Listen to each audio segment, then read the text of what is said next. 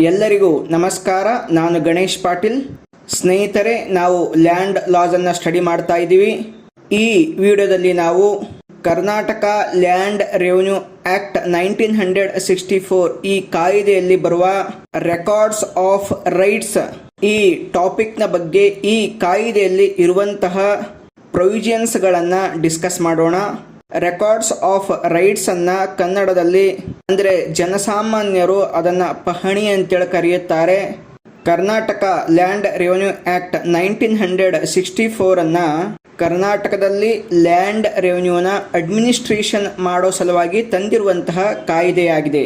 ಈ ಕಾಯ್ದೆಯ ಪ್ರಕಾರ ರೆವಿನ್ಯೂ ಡಿಪಾರ್ಟ್ಮೆಂಟ್ನವರು ಯಾವುದೇ ಲ್ಯಾಂಡ್ನ ಬಗ್ಗೆ ಅಕ್ಯುರೇಟ್ ಮತ್ತು ಅಪ್ ಟು ಡೇಟ್ ಇನ್ಫಾರ್ಮೇಶನ್ ಅನ್ನು ಹೊಂದಿರಬೇಕು ಮತ್ತು ಆ ಲ್ಯಾಂಡ್ಗೆ ಸಂಬಂಧಪಟ್ಟಂತಹ ಬೇರೆ ಬೇರೆ ಹಕ್ಕುಗಳ ಬಗ್ಗೆ ಅವ್ರಿಗೆ ಮಾಹಿತಿ ಇರಬೇಕು, ಅದನ್ನ ಮೇಂಟೈನ್ ಮಾಡಬೇಕು.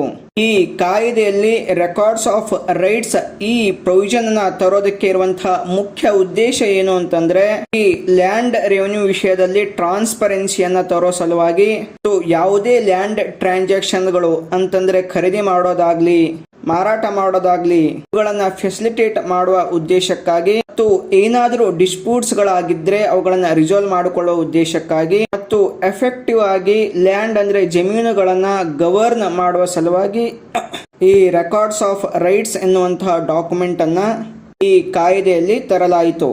ಈ ರೆಕಾರ್ಡ್ಸ್ ಆಫ್ ರೈಟ್ಸ್ ಅನ್ನ RTC ಅಂತ ಹೇಳಿ ಕೂಡ ನಾವು ಕರೆಯುತ್ತೇವೆ. RTC ಅಂತಂದ್ರೆ records of the rights tenancy and crops ಅಂತ ಹೇಳಿದರ ಅರ್ಥ. ಇದು ಒಂದು ಆಫಿಷಿಯಲ್ ಡಾಕ್ಯುಮೆಂಟ್ ಆಗಿದೆ.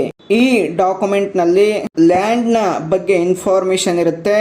ಎಷ್ಟು ಎಕರೆ ಲ್ಯಾಂಡ್ ಇದೆ, ಅದರ ಓನರ್ ಯಾರು, ಆ ಜಮೀನಲ್ಲಿ ಏನು ಕಲ್ಟಿವೇಶನ್ ಮಾಡ್ತಾ ಇದ್ದಾರೆ ಮತ್ತು ಆ ಜಮೀನಿನ ಮೇಲೆ ಯಾರ್ಯಾರಿಗೆ ಯಾವ ಯಾವ ಹಕ್ಕು ಇದೆ ಎನ್ನುವುದನ್ನ ಆ ಡಾಕ್ಯುಮೆಂಟ್ ಹೊಂದಿರುತ್ತೆ. ಈ ಡಾಕ್ಯುಮೆಂಟ್ ಅನ್ನ ಲೋಕಲ್ ಲೆವೆಲ್ ನಲ್ಲಿ VA ಅನ್ನ ಹಿಡ್ಕೊಂಡು ಡಿಸ್ಟ್ರಿಕ್ಟ್ ಕಲೆಕ್ಟರ್ನವರೆಗೆ ಮೇಂಟೈನ್ ಮಾಡ್ತಾ ಇರ್ತಾರೆ. ಪೆರಿಯೋಡಿಕಲ್ಲಿ ಏನಾದ್ರೂ ಚೇಂಜಸ್ ಆದ್ರೆ, ಓನರ್ಶಿಪ್ ಚೇಂಜಸ್ ಆಗಿರ್ಬೋದು, ರೈಟ್ಸ್ ಗಳ ಚೇಂಜಸ್ ಆಗಿರ್ಬೋದು, ಟೆನೆನ್ಸಿಯಲ್ಲಿ ಚೇಂಜಸ್ ಆಗಿರ್ಬೋದು, ಎಲ್ಲವುಗಳ ಅಪ್ ಟು ಡೇಟ್ ಇನ್ಫಾರ್ಮೇಶನ್ ಅನ್ನ ಈ ಲೋಕಲ್ ರೆವಿನ್ಯೂ ಅಥಾರಿಟೀಸ್ಗಳು ಇಟ್ಕೊಂಡಿರ್ಬೇಕಾಗ್ತದೆ. ಕರ್ನಾಟಕ ಲ್ಯಾಂಡ್ ರೆವಿನ್ಯೂ ಆಕ್ಟ್ 1964 ನಲ್ಲಿ ಬರುವಂತಹ ಸೆಕ್ಷನ್ 55 ನ ಪ್ರಕಾರ ಪ್ರತಿಯೊಂದು ಜಮೀನಿನ ತುಕಡಿಗೆ ಅದರ ಸರ್ವೆ ನಂಬರ್ಗೆ ಒಂದು ರೆಕಾರ್ಡ್ಸ್ ಆಫ್ ರೈಟ್ಸ್ ಅನ್ನ ಪ್ರಿಪೇರ್ ಮಾಡಬೇಕು ಅಂತೇಳಿ ಹೇಳುತ್ತೆ. ಈ ಒಂದು ಸೆಕ್ಷನ್ ನ ಪ್ರಕಾರ ಆ ರೆಕಾರ್ಡ್ಸ್ ನಲ್ಲಿ ಓನರ್ ನ ಹೆಸರು, ಪ್ರೆಸೆಂಟ್ ಯಾರ ಕಬ್ಜೆಯಲ್ಲಿದೆ, ಅದರ ಟಿನೆಂಟ್ ಯಾರು, ಆ ಜಮೀನ ಮೇಲೆ ಇಂಟ್ರೆಸ್ಟ್ ಇರುವಂತಹ ಯಾವುದೇ ವ್ಯಕ್ತಿಗಳ ಹೆಸರುಗಳು ಈ ಒಂದು ರೆಕಾರ್ಡ್ ನಲ್ಲಿ ಇರಬೇಕು. ಅದೇ ರೀತಿ ಆ ಜಮೀನಿನ ನೇಚರ್ ಯಾವುದು, ಅದು ಯಾವ ಮಣ್ಣನ್ನು ಹೊಂದಿದೆ, ಮಣ್ಣು ಯಾವ ಬೆಳೆಗೆ ಯೂಸ್ ಆಗುತ್ತೆ, ಆ ಜಮೀನಲ್ಲಿ ಯಾವ ಒಂದು ಬೆಳೆಗಳನ್ನ ಬೆಳೆಯಲಾಗುತ್ತೆ ಅನ್ನೋ ಇನ್ಫಾರ್ಮೇಶನ್ ಕೂಡ ಆ ರೆಕಾರ್ಡ್ಸ್ ಆಫ್ ರೈಟ್ಸ್ ಎನ್ನುವಂತಹ ಡಾಕ್ಯುಮೆಂಟ್ಸ್ ನಲ್ಲಿ ಇರಬೇಕು.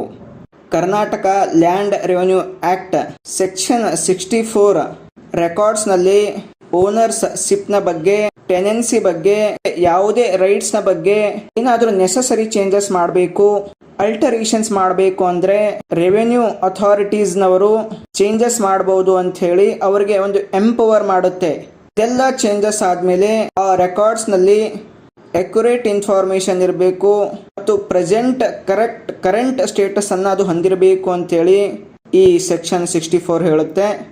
ಇದೇ ಆಕ್ಟ್ ನ ಸೆಕ್ಷನ್ 71 ನ ಪ್ರಕಾರ ಒಬ್ಬ ವ್ಯಕ್ತಿ ತನ್ನ ಹತ್ತಿರ ಇರುವಂತಹ ಡಾಕ್ಯುಮೆಂಟ್ಸ್ ಅಂದ್ರೆ ರೆಕಾರ್ಡ್ಸ್ ಆಫ್ ರೈಟ್ಸ್ ಅನ್ನ ಇನ್ಸ್ಪೆಕ್ಟ್ ಅಂದ್ರೆ ಪರೀಕ್ಷೆ ಮಾಡುವಂತಹ ಹಕ್ಕನ್ನ ಮತ್ತು ಆ ಒಂದು ಕಾಪಿಯನ್ನ ತಾನು ಪಡೆದುಕೊಳ್ಳುವಂತಹ ಹಕ್ಕನ್ನ ಹೊಂದಿದ್ದಾನೆ. ಇದರಿಂದ ಏನಾಗುತ್ತಂತಂದ್ರೆ ಲ್ಯಾಂಡ್ ಓನರ್ಸ್ ನ ಮಧ್ಯೆ ಮತ್ತು ಟೀನೆಂಟ್ಸ್ ಗಳ ಮಧ್ಯೆ ಮತ್ತು ರೆವಿನ್ಯೂ ಅಥಾರಿಟೀಸ್ ಗಳ ಮಧ್ಯೆ ಒಂದು ಟ್ರಾನ್ಸ್ಪರೆನ್ಸಿ ಇರುತ್ತೆ. ಇದೇ ಆಕ್ಟ್ ನ ಸೆಕ್ಷನ್ 79 ನ ಪ್ರಕಾರ ರೆವಿನ್ಯೂ ಅಥಾರಿಟೀಸ್ ನವರು ಯಾವುದೇ ಒಂದು ಡಿಸ್ಪ್ಯೂಟ್ ಗಳ ಅಡ್ಜುಡಿಕೇಶನ್ ಅಂದ್ರೆ ನ್ಯಾಯವನ್ನು ಕೊಡುವಂತಹ ಒಂದು ಅಧಿಕಾರವನ್ನು ಕೂಡ ಅವರು ಹೊಂದಿದ್ದಾರೆ ಅಂತೇಳಿ ಹೇಳುತ್ತೆ.